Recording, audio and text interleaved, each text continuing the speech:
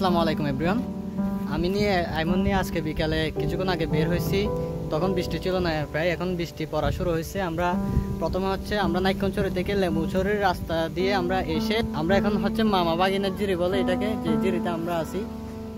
পিছনে দেখা যাচ্ছে জিরিটা।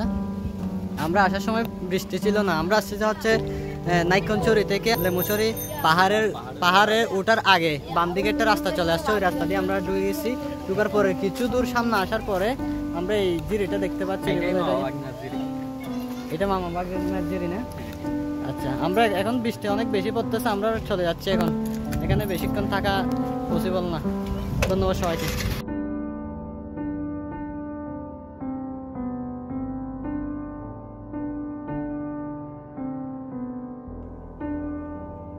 প্রকৃতির সৌন্দর্য কখনো ডিভাইসের স্ক্রিনে উপভোগ করা যায় না।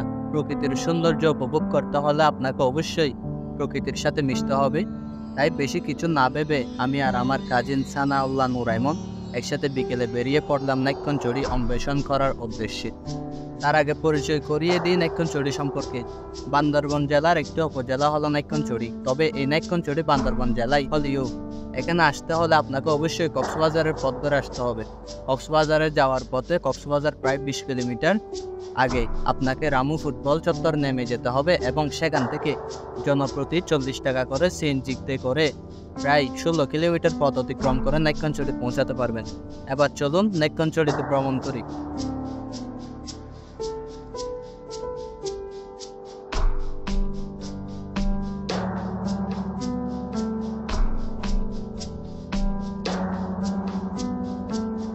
নাইক্ষণচুরিতে দর্শনীয় অনেক স্থান রয়েছে, তার মধ্যে উল্লেখযোগ্য নাইক্ষণচুরি উপবন পর্যটন লেক, যেটাকে উপবন লেক বলা হয় বেসিক্যালি, জারুলিয়াছড়ি লেক, বাংলাদেশ প্রাণী সম্পদ গবেষণা ইনস্টিটিউট, গুমদুম কুমির প্রজনন কেন্দ্র, চাকডালা ঝর্ণা, জারুলিয়াছড়ি ঝর্ণা, রেজু ঝর্ণা, রূপকং view point, Duchhari ছাগলকাইয়া view point এবং সোনাইছড়ি ভিউ পয়েন্ট। এগুলো নাইক্ষণচুরিতে উল্লেখযোগ্য কিছু দর্শনীয় স্থান। আপনারা চাইলে বিভিন্ন ধরনের পাহাড়ে ক্যাম্পও করতে পারেন, টিন্ট করে পাহাড়ে ক্যাম্প করতে পারেন। এটা আরো বেশি আপনারা উপভোগ করতে পারবেন।